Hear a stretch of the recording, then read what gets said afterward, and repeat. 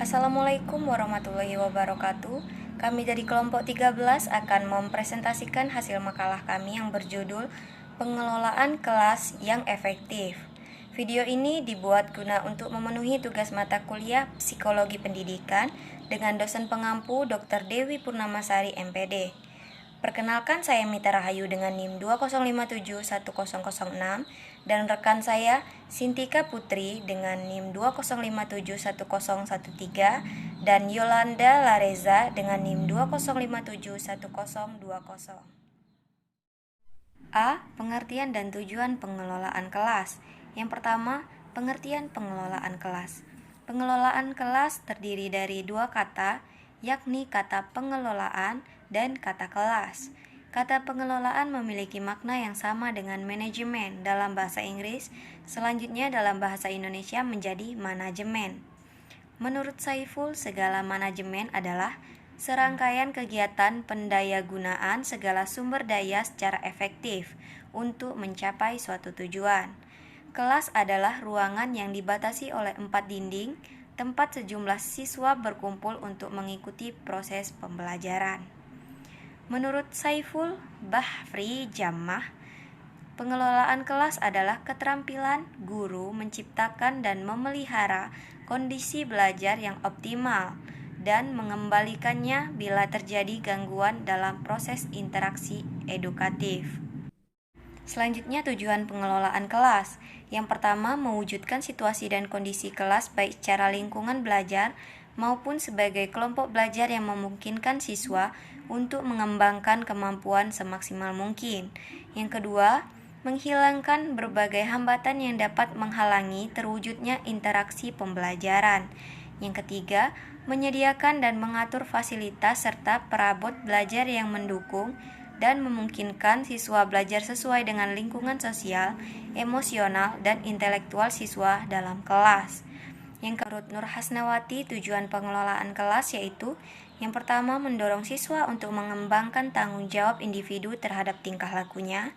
Yang kedua, membantu siswa agar mengerti tingkah laku yang sesuai dengan tata tertib kelas. Selanjutnya, menimbulkan rasa berkewajiban, melibatkan diri sendiri dalam tugas serta tingkah laku sesuai dengan kegiatan kelas. Dari uraian di atas dapat disimpulkan bahwa tujuan pengelolaan kelas adalah untuk mewujudkan suasana belajar mengajar yang efektif dan menyenangkan, serta dapat memotivasi siswa untuk belajar dengan baik sesuai dengan kemampuannya dan menghilangkan hambatan yang dapat mengganggu pembelajaran sehingga dapat tercapai efektivitas atau keberhasilan pembelajaran. Baiklah, di sini saya akan melanjutkan penjelasan yang B, yaitu mendesain lingkungan fisik. Nah, mendesain lingkungan fisik kelas erat kaitannya dengan pengelolaan kelas. Untuk menciptakan suasana kelas yang efektif, mendesain lingkungan fisik itu lebih dari sekedar penataan barang di kelas. Yang pertama, prinsip penataan kelas menurut Everson, Immer, dan Worsham tahun 2003. Yang pertama, kurangi kepadatan di tempat lalu lalang. Yang kedua, pastikan tan kelas menurut Everson, Immer, dan Worsham tahun 2003. Yang pertama, kurangi kepadatan di tempat lalu lalang. Yang kedua, pastikan bahwa Anda dapat dengan mudah melihat semua murid. Yang ketiga, pastikan murid dapat dengan mudah melihat semua presentasi yang ada di dalam kelas. Yang keempat, materi pengajaran dan perlengkapan murid harus mudah diakses. Yang kedua, gaya penataan. Nah, yang pertama, gaya auditorium, di mana gaya susunan kelasnya di semua murid duduk berhadapan menghadap guru. Yang kedua, gaya tatap muka, gaya susunan kelas di mana murid saling berhadapan. Yang ketiga, gaya opsit, gaya susunan kelas di mana sejumlah murid, biasanya 3 atau 4 anak, duduk di bangku, tetapi tidak duduk berhadapan langsung satu sama lain. Yang keempat, gaya seminar. Gaya susunan kelas di mana sejumlah besar murid 10 atau lebih duduk di susunan berbentuk lingkaran, persegi ataupun bentuk U. Nah, yang kelima, gaya klaster. Gaya susunan kelas di mana sejumlah murid, biasanya 4 sampai 8 anak, bekerja dalam kelompok kecil. Strategi yang dilakukan dalam memanajemen kelas: mendesain lingkungan fisik kelas untuk pembelajaran yang optimal, menciptakan lingkungan yang positif untuk pembelajaran, membangun dan menegakkan aturan, mengajak murid untuk bekerja sama, mengatasi problem secara efektif menggunakan strategi komunikasi. Baiklah, memasuki bagian C, yaitu menciptakan lingkungan yang positif. Untuk pembelajaran, gunakan kelas otoritatif. Nah, itu bukan gaya otoriter ataupun permisif. Yang kedua, dapat membedakan antara aturan dan prosedur, lalu pertimbangkan kemungkinan yang tepat untuk melibatkan murid dalam diskusi dan membuat sebuah aturan. Yang ketiga, agar murid mau bekerja sama, maka diperlukan yang pertama itu pengembangan hubungan positif dengan murid. Yang kedua, mengajak murid berbagi dan mengemban tanggung jawab. Yang ketiga, memberi imbalan pada perilaku yang tepat. Baiklah, saya akan melanjutkan materi selanjutnya, yaitu D, menjadi komunikator yang baik.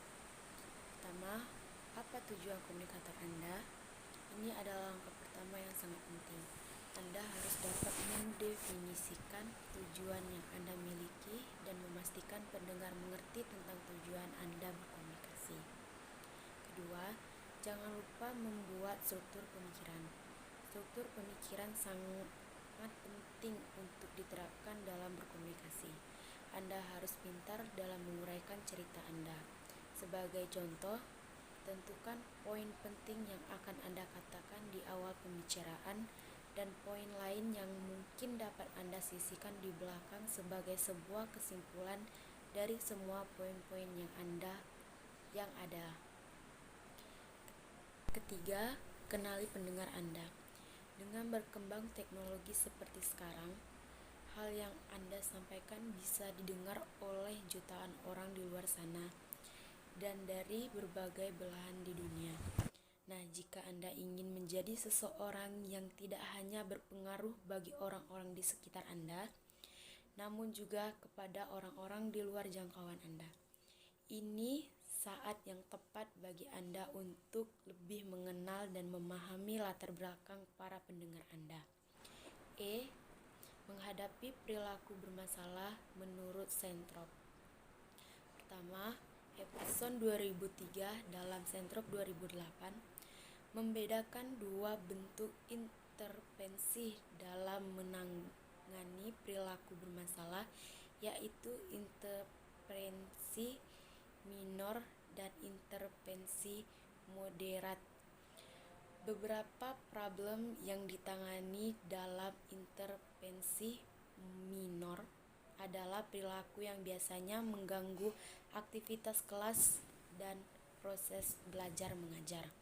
Kedua, menurut Sentrop 2008, dalam mengupayakan agar siswa dapat berperilaku sesuai aturan, guru dapat menggunakan bantuan orang lain seperti teman sebaya, orang tua, kepala sekolah, dan mentor. Mediasi teman sebaya terkadang sangat efektif untuk mengajak siswa-siswa lain berperilaku tidak tepat. Sekian penyampaian materi dari kelompok kami. Semoga dapat bermanfaat untuk teman-teman semua. Jika ada kesalahan, kami mohon maaf. Kami akhiri. Wassalamualaikum warahmatullahi wabarakatuh.